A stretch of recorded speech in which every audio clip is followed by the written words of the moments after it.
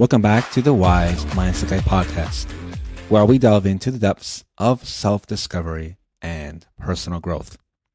I'm your host, Nat Plastino, and today we're embarking on a journey to understand the fundamental difference between the ego self and the higher self. Now, really, to kick things off today, let's define what we mean by the ego self and the higher self. The ego self is the part of us that's driven by fear, desires, and attachments. It's the voice, that little voice in our heads, that tells us we're not good enough, that it compares us to others, and that constantly seeks validation from external sources. On the other hand, the higher self is the deeper, wiser aspect of our being. It's really connected to our intuition, our inner wisdom, and our sense of purpose. It really kind of operates from a place of love, a place of compassion, and, of course, unity. So, why is it important to distinguish between the ego self and the higher self? Well, understanding this distinction is really crucial for our personal growth and spiritual evolution. When we're unaware of the influence of our ego self, we can become trapped in patterns of fear, insecurity, and suffering. But when we align with our higher self, we can really more tap into our true power and ultimate potential in life.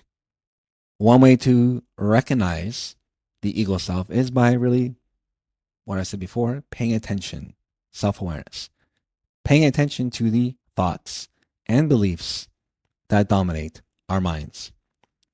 Can we ask ourselves a question? Are we constantly worrying about what others think of us? Are we consumed by envy or jealousy? These are all signs that the ego self is at work and playing us. On the other hand, when we experience kind of more moments of inner peace, moments of joy, and even clarity, we're likely in alignment with the higher self.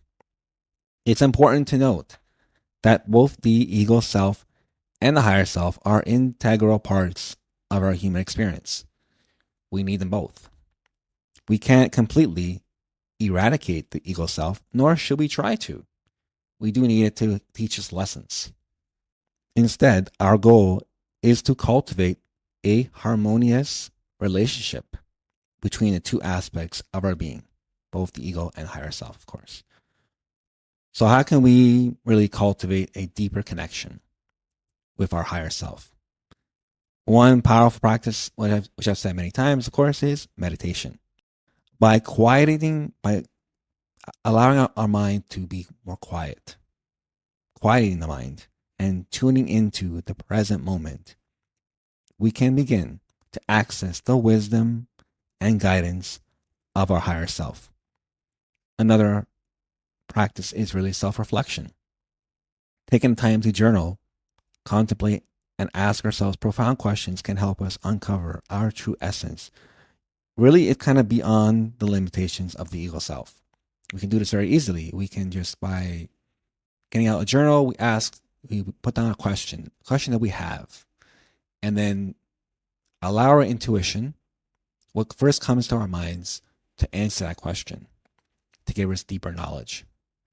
Additionally, surrounding ourselves with supportive communities and mentors who are aligned with our spiritual journey can provide invaluable guidance and encouragement along the way. Remember, the path to awakening is not always easy, but it's immensely rewarding. Now, when we look at the ego self, a lot of times the ego self is, it complains a lot. It complains about everything. So when you find yourself complaining about a lot of things, complaining about the world, complaining about family, about friends, the ego self is at work. It also, the ego kind of sees only mistakes. It sees mistakes that you're doing. It sees mistakes that other people are doing. And pointing fingers to say that things are wrong, right? It also gives you the scarcity mindset. So of course, scarcity mindset means that you don't have enough stuff. You don't have enough in your life. It could be, abundance, of things, more money. You don't have enough money. You don't have a good enough job. You don't have a good family. You don't have the relationship you're looking for in life. This is what scarcity is in terms of mindset.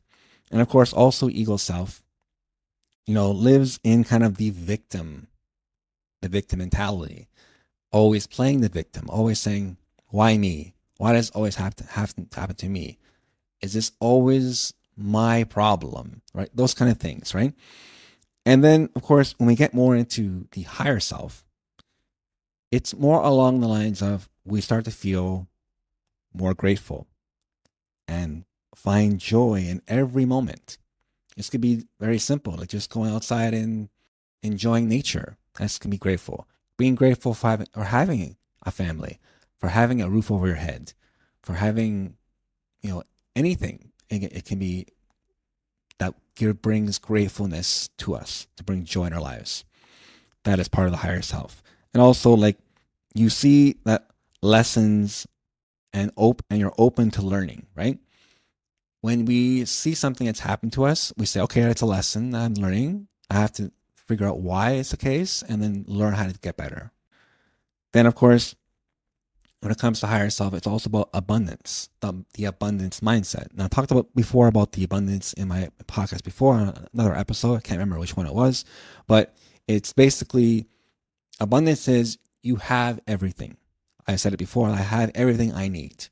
Now, you may think that you might have not enough money, but in actuality, if you have some money, it is a form of abundance.